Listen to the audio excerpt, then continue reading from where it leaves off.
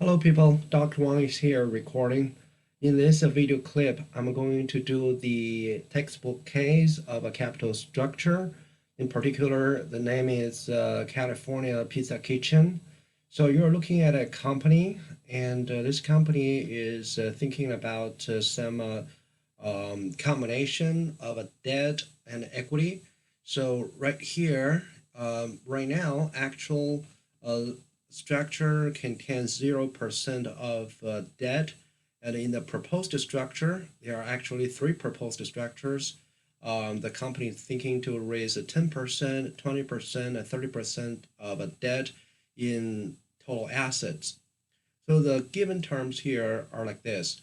The interest rate is at 6.16% as always, and the tax rate is always 32.46%.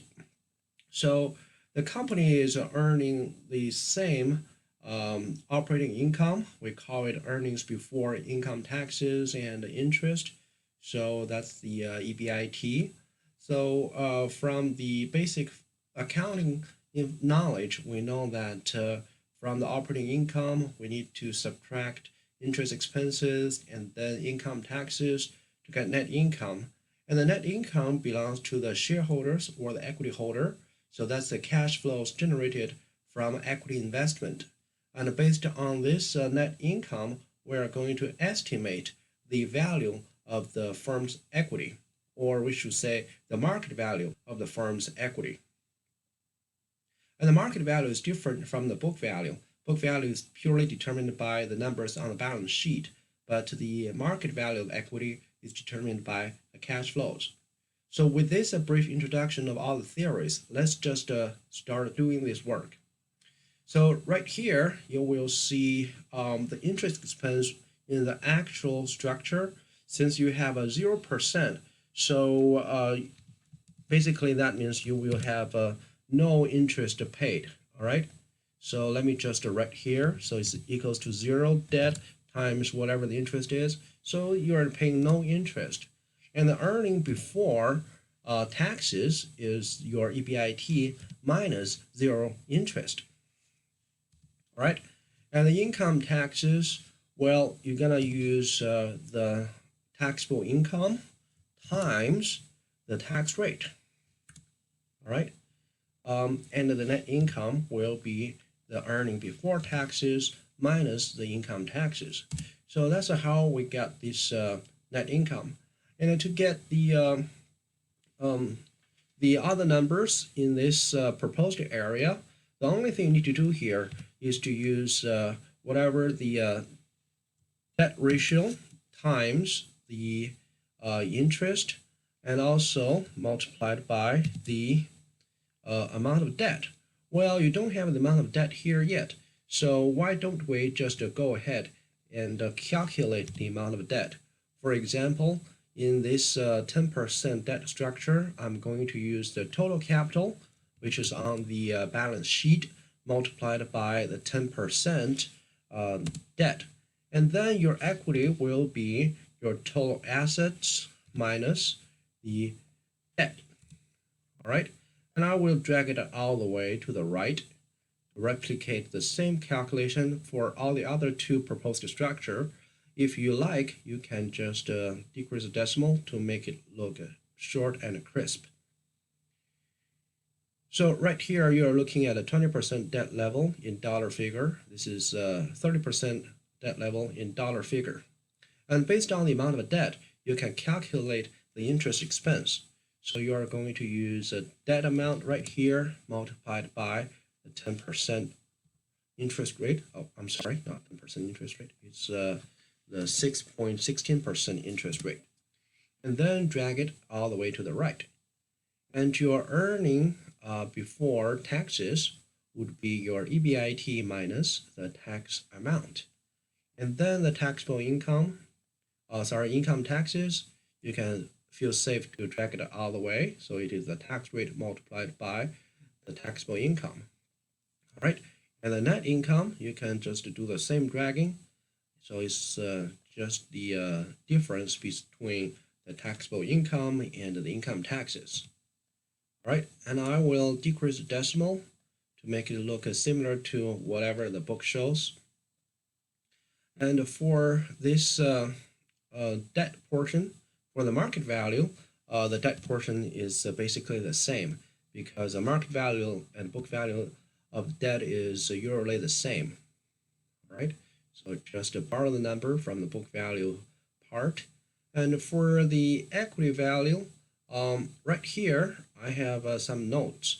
So you have the actual market values that equals to $22.10, which is a share price, multiplied by the number of shares, which is at $29.13 million. So this number needs to be replaced. Okay, this 643 needs to be replaced with 22.10 times 29.13.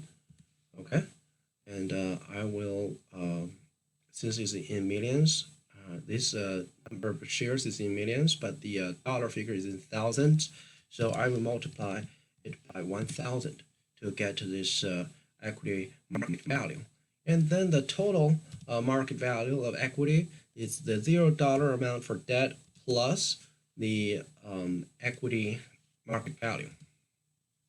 So for the market value of the entire firm under different level of debt, 10%, 20%, 30%, we just use the formula we learned in class.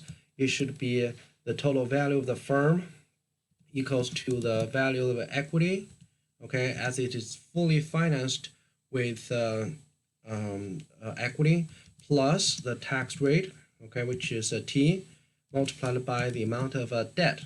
Okay, we use the B to stand for debt. So if you use this formula, the total value of capital for the company under a 10% debt ratio is the amount of the market value as if it is purely financed plus the tax rate, okay, plus the tax rate multiplied by the amount of a debt. So that's the number we have. And since I'm going to drag all the way to the right, and I will keep using this 643,000, so I will lock that number, use F4 to lock it, and then I drag it all the way to the right. Okay, decrease the decimal. So that's the amount of the market value for the entire company, all right?